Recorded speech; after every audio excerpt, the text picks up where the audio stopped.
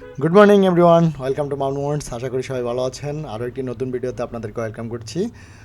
আজকের ভিডিওটি একটু ভিন্ন মাত্রায়। আজকে আমি কোনো শহর বা লেক দেখতে যাচ্ছি না, অথবা কোনো সাগর দেখতে যাচ্ছি না। আজকে দেখতে যাচ্ছে একদম কনক্রিটে গড়াই সভ্যতা, যেখানে রয়েছে ধ্বংসস্তূপ, যেখানে রয়েছে মানুষের স্বপ্ন পূরণ, যেখানে রয়েছে প্রতিদিন স্বপ্ন হারানোর গল্প। তো এই স্বপ্ন পূরণ এবং সভ্যতার বিনির্মাণে যেই শহর নির্মিত, সেই শহরটির নাম হচ্ছে চট্টগ্রাম। তো আমি রেগুলার এই শহরেই থাকি। এই শহর নিয়ে আজকে অনেক গল্প হবে। তার আগে একটু ইন্ট্রোডিউস হয়ে নেই মাউন্ট মোমেন্টসের সাথে। Let's welcome to everyone in Mount Moments.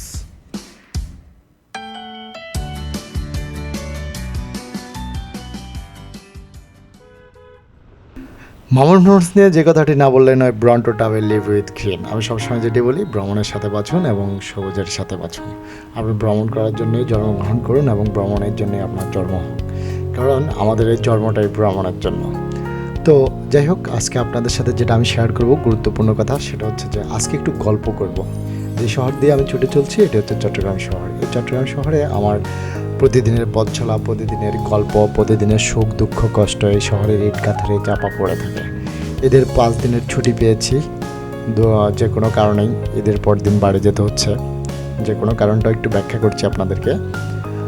বস্তুতে মাকে ছাড়া ঈদ করতে পৃথিবীতে কারোই ভালো লাগে না, আমারও ভালো লাগে না, কারণ মাকে ছাড়া ব্যাক টু ব্যাক 2টা কোরবানির ঈদ শহরে করতে হচ্ছে।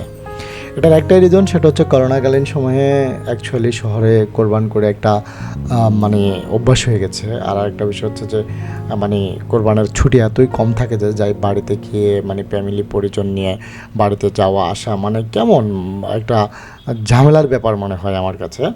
তো আসলেই মানুষ যখন দিন দিন বড় হয়, তত দিন দিন সে একটু একরোখা হয়ে যায়। আমিও মনে হয় অনেকটা একরোখা হয়ে পড়েছি। তো সেজন্য এবার বাড়ি যাওয়া হচ্ছে না। তো ভাবলাম আজকে একটু বের হয়ে একটু শহরটা ঘুরে দেখি শহরের মানুষজন কে কেমন আছে। কিন্তু শুরুতেই বের হয়ে যে জিনিসটা আমার চোখে পড়লো, সেটা হচ্ছে আসলে আমি সবসময় অফিসের তার নাই এই রাস্তায় ড্রাইভ করে চলে যাই। আপনি যদি এই মোড়টা দেখেন, আমার সামনে একটু গেলে মোড়টা দেখবেন যে এটার দুপাশে রাস্তা কিন্তু ফুটপাতে অর্ধেকের বেশি জায়গা দখল করে আছে। এই ফুটপাতে যারা বেচা কেনা করে, বিশেষ করে তরকারি, শাক সবজি ইটিসি যারা আছে, কিন্তু এদেরকে কখনো কেউ প্রতিহত করে না। কিন্তু আমরা যখন একজন বাইকার মানে আপনার হেলমেট ছাড়া একটু রাস্তা পার হই বা একটু যাই, আমাদেরকে ধরেই মামলা ঠুকে দেওয়া হয়। This is so bad practice. কারণ এখানে যারা দায়িত্ব থাকে তাদের সবার উচিত হচ্ছে রাস্তা এবং পথচারী এবং যাত্রীর সুরক্ষা দেওয়া। কিন্তু সেখানে একটা রাস্তায় যখন অর্ধেকের বেশি আপনার বিভিন্ন গাড়ি পার্কিং করে, বিভিন্ন তরকারি সবজি, তারপরে ফেরিওয়ালাকে দিয়ে ফুটপাত দখল করে রাখা হয়, সেখানে কিন্তু তাদের প্রতি কখনোই কোনো অ্যাকশন নেওয়া হয় না। বরং আমরা অনেক কষ্ট করে বাইক নিয়ে এক পার্ট চেপে যাই, তখনও সেই এক পার্ট চাপাটাকে কেন্দ্র করে আমাদেরকে মোটামুটি ঘায়েল করে ঠুস করে মামলা ঢুকিয়ে দেওয়া হয়। বাইক এইটা কোনো সিস্টেম হইতে পারে না। হ্যাঁ, এই কথাটা এজন্যই বলছি। আপনি আরেকটু সামনে আসেন, দেখেন এখানে হচ্ছে সিটি কর্পোরেশন কী করছে। এখানে হচ্ছে কি আপনার সারা শহরের ময়লা এনে এখানে কি করে আপনার জমানো হয়, এবং আমরা এইখান দিয়ে যাওয়ার সময় এক হাতে নাক টিপে আরও হাতে সামনের দিকে বাইক চালাই যায়, বা রিক্সা যাওয়ার সময় মানুষজন নাক মুখে কাপড় ঢুকাই দিয়ে বসে থাকে। কেন ভাই এগুলো একদম এই শহরের উপরে রাস্তার উপরেই কেন হইতে হবে? এখন যেটা দেখছেন এটা হচ্ছে ভাই মাছ বাজার। হ্যাঁ, চট্টগ্রামের সবচাইতে এক্সপেন্সিভ মাছ বাজার বলতে যেটা বোঝায় সেটা হচ্ছে টিএনটি বাজার মাছ বাজার। হ্যাঁ, আমি যখন এখানে মাছ কিনতে যাই, এখানকার সবাই আমাকে চিনে ব্যাকসের, কারণ আমি দীর্ঘ অনেক দিন এখানে মাছ কিনি। এমনকি বাকিও দেওয়ার চেষ্টা করে, কারণ হচ্ছে কী ভাই জানেন, মানে এত দাম নেয় যে বাকি দিয়ে তারা যদি টাকা তোলে মোটামুটি তাদের লস হবে না। এরপর আপনি আরেকটু সামনে আসেন, এটা হচ্ছে সাউথল্যান্ড সেন্টারের একদম সামনে। ফুটপাত অর্ধেক গাড়িয়ে দখল করে আছে, আর অর্ধেক দেখবেন যে এই সবজি বাজারে মানে মাছ, এখানে অবশ্যই মাছ নাই, এখানে সব তরু তরকারি, ফল মূল, শাক সবজি এরা দখল করে আছে। তাইলে একটা রাস্তা যখন একটা সরকার যখন একটা রাস্তা 20 ফুট করে, তাহলে কি 10 ফুট সে ফুটপাতের জন্য বরাদ্দ দিয়ে করে, আর 10 ফুট সে গাড়ি ঘোড়ার জন্য বরাদ্দ দিয়ে করে? আই ডোন্ট নো, আমার এই ব্যাপারে প্রপার জ্ঞান নেই। কিন্তু আমার মনে হয়েছে যেহেতু আজকে এই রাস্তাটা ধরে ড্রাইভ করি, এই রাস্তার যে অসঙ্গতিগুলো আমার চোখে পড়ার কথা, প্রতিদিন আমি কাজের ব্যস্ততায় সেটা লুক আপ করে চলে যায়, আজকে আমি সেগুলো একটু খেয়াল করি। আসলে আজকে আমি শহরটা ঘুরে দেখবো। আপনাদের যদি ভালো লাগে, যারা চট্টগ্রাম শহরে আসতে পারেন নাই, তারা এইটা ঘুরে দেখতে পারেন আমার সাথে। খারাপ লাগবে না, কারণ ছুটির দিন মানে তো ছুটির দিন, তাই না? ছুটির দিনে ঘুরে দেখতে সমস্যা কী, সেটাই চিন্তা করলাম।